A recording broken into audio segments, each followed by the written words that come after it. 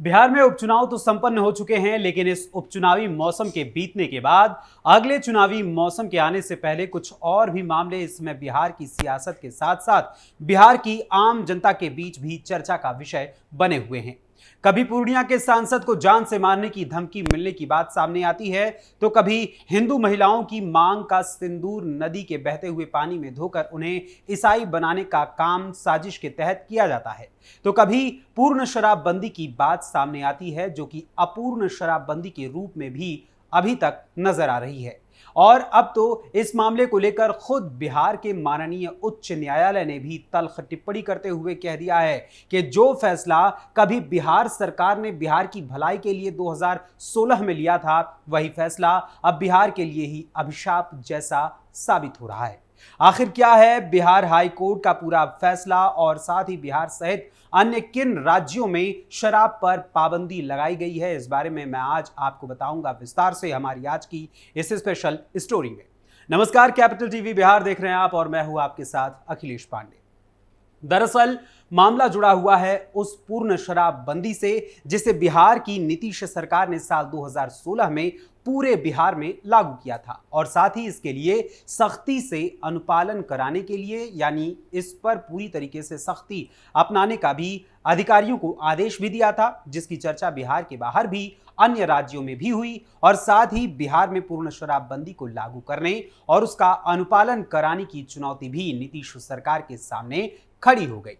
सरकार ने तो पूरा प्रयास किया, लगातार प्रयास करती रही इसे लागू करने का, लेकिन इसके बावजूद भी अवैध तरीके से शराब तस्करी के करने, यानी शराब तस्करी के तमाम मामले लगातार सामने आते रहे। वहीं अभी कुछ समय पहले ही कई जिलों से नकली शराब के पीने के चलते मौतों के मामले लगातार उजागर हुए थे, तो वहीं कई लोगों ने इस मामले में, यानी नकली शराब पीते हुए, जहरीली शराब पीते हुए अपनी जान गंवाई।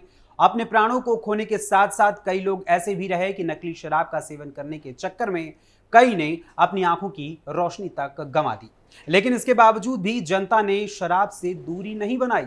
वहीं पूर्ण शराबबंदी मामले को लेकर पटना हाई कोर्ट में पटना के ही एक police sub inspector Mukesh Kumar Paswan ने एक याचिका दाखिल की थी, जिस पर पिछले महीने फाइनल सुनवाई करते हुए जस्टिस पूर्णेंदु सिंह ने 29 अक्टूबर को टिप्पणी करते हुए फैसला सुनाया था, और अब उस फैसले को हाई कोर्ट की वेबसाइट पर अब अपलोड कर दिया गया है।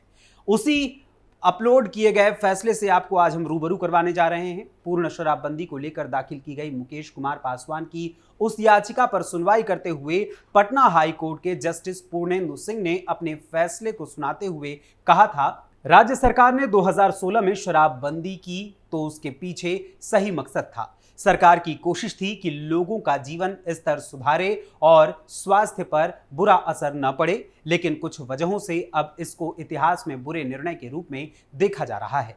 शराबबंदी कानून पुलिस के लिए एक हथियार बन गया है।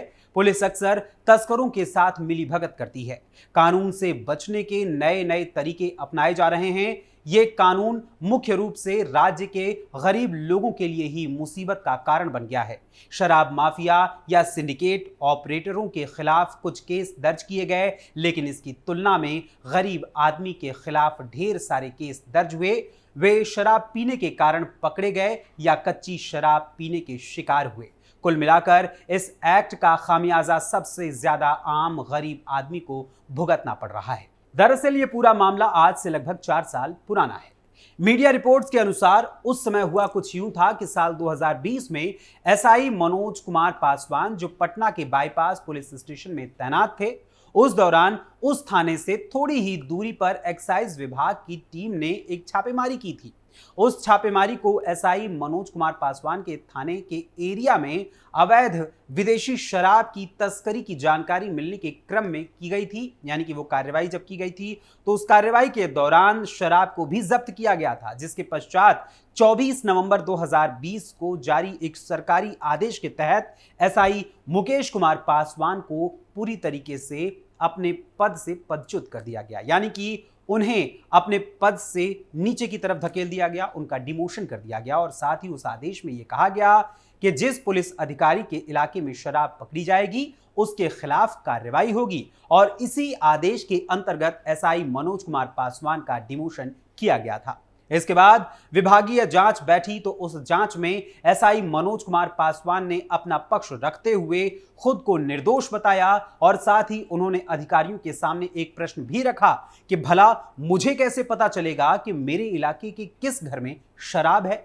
लेकिन उस विभागीय जांच में एसआई मनोज कुमार पासवान को कोई राहत नहीं मिली और उस विभागीय जांच में उनकी बात को निराधार बता दिया गया। और जब उनकी अपने ही विभाग में कोई सुनवाई नहीं हुई तो न्याय की आस लिए मनोज कुमार पासवान पटना हाईकोर्ट में याचिका दायर कर न्याय की गुहार लगाने लगे। वहीं इस दौरान जब पटना हाईकोर्ट ने इस मामले की सुनवाई शुरू की तो माननीय कोर्ट ने पाया कि विभागीय जांच तो मात्र औपचारिकता थी और एसआई मनोज कुमार पासवान के लिए पहले से ही विभाग ने सजा तय कर ली थी। अंततः माननीय हाई कोर्ट ने अपनी टिप्पणी करने के साथ ही एसआई मनोज कुमार पासवान के खिलाफ की गई विभागीय कार्रवाई और उनके डिमोशन को रद्द कर दिया और कहा कि शराबबंदी का पुलिस, एक्साइज विभाग, राज्य कॉमर्शियल टैक्स विभाग और परिवहन विभाग के अधिकारियों ने स्वागत किया क्योंकि इससे उनको आर्थिक लाभ कमाने का जरिया मिल गया। इससे उनकी आर्थिक आमदनी बढ़ गई, यानी अंडर द टेबल आमदनी बढ़ गई।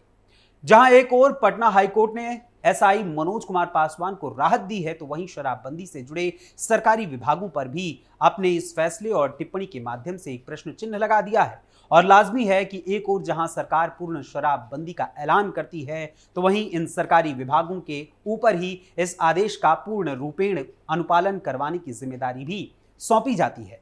मगर माननीय उच्च न्यायालय की टिप्पणी के अनुसार जब यही विभाग इस आदेश की धज्जियां उड़ाते हुए नजर आते हैं, अपनी कमाई का जरिया ढूंढने लगते हैं, तो ऐसे में एक कहावत ऐसे विभागों पर बिल्कुल सटीक बैठती है कि बिल्ली को दूध की रखवाली करने की जिम्मेदारी बिहार सरकार ने सौंप दी थी, जिसके चलते एक अच्छे फैसले को भी आज गलत करार दिया जा रहा है। वहीं इसके साथ ही आपको बता दूं कि साल 2016 से लागू किए गए पूर्ण शराबबंदी मामले में अब तक लगभग 8,43,000 से अधिक एफआईआर दर्ज हो चुकी हैं और साथ ही अब तक तकरीबन 12,79,000 से अधिक गिरफ्तारियां भी की जा चुकी हैं। और इसके साथ ही आंकड़ों के अनुसार, खबरों के अनुसार अब तक 5 लाख से ज्यादा मामलों के आरोपियों को सजा भी मिल चुकी है। वहीं पूर्ण शराबबंदी मामले में की गई कार्रवाई में अब तक कुल 3 करोड़ 46 लाख लीटर शराब को जब्त किया जा चुका है। लेकिन इन सब आंकड़ों के और कार्रवाइयों के बावजूद भी जहरीली शराब से 266 लोगों की संदिग्ध हालात में मौत भी हो चुकी है, जिनमें से 156 लोगों की जहरीली शराब से मौत की पुष्टि भी सरकार ने की है। लेकिन ये वो आंकड़े हैं जो सरकार के अनुसार उपलब्ध कराए गए हैं। इनके अलावा और कितनी मौतें हो चुकी हैं उसकी तो जानकारी भी सरकार के पास नहीं है। वहीं इसके साथ ही आपको बता दूं कि बिहार के अलावा 4 और भी ऐसे राज्य हैं और केंद्र शासित प्रदेश हैं जहां शराबबंदी को लागू किया गया है, जिनमें नागालैंड, मिजोरम, गुजरात और लक्षद्वीप शामिल हैं। वहीं आपको बता दें कि साल 1991 में मणिपुर में भी शराबबंदी को लागू किया गया था, लेकिन अब सरकार ने इसमें मणिपुर में थोड़ी सी छूट दे दी है। इसके अलावा आंध्र प्रदेश में भी साल 1995 में शराबबंदी लागू की गई थी, मगर कुछ ही साल बाद उसे हटा दिया गया था और शराब को यहां पर फिर से शुरू करा दिया गया था। इसके साथ ही साल 1996 में हरियाणा में भी शराबबंदी को लागू किया गया, मगर वहां भी मात्र 2 साल बाद ही शराबबंदी को पूर्ण तरीके से खत्म कर दिया गया। वहीं दुनिया भर में शराब की वजह से हर साल लगभग 30 लाख लोगों की मौत होती है, लेकिन इसके बावजूद भी शराब सरकार की आमदनी के साथ साथ इसका बिजनेस करने वालों की कमाई का सबसे बड़ा जरिया बनी हुई है, जिसके चलते सरकारें इस शराब बंदी को पूरी तरीके से लागू नहीं करती हैं और शराब पर बैन नहीं लगा रही हैं। मैं मानता हूं कि शराब कमाई का सबसे बड़ा जरिया है, लेकिन कमाई के नए संसाधनों को पैदा कर इस शराब पर रोक लगाना भी जरूरी है, क्योंकि ये लोगों की जिंदगी से जुड़ा हुआ मामला है। शराबबंदी मामले पर आप सभी दर्शकों का क्या कुछ कहना है, इस बारे में भी आप अपनी बात, अपनी राय हमारे साथ साझा करिएगा अपने कमेंट्स के माध्यम से। फिलहाल अभी के लिए आज की इस स्पेशल स्टोरी में बस इतना ही। फिर मुलाकात होगी किसी और खबर, किसी और मुद्दे, किसी और विषय के साथ हमारी अगली स्पेशल स्टोरी में। तब तक के लिए मुझे अनुमति दीजिए और साथ ही बिहार की सियासत से लेकर आपके काम की हर एक छोटी से बड़ी खबर को जानने के लिए जुड़े रहिए कैपिटल टीवी बिहार के साथ और सब्सक्राइब करिए कैपिटल टीवी बिहार। धन्यवाद, नमस्कार।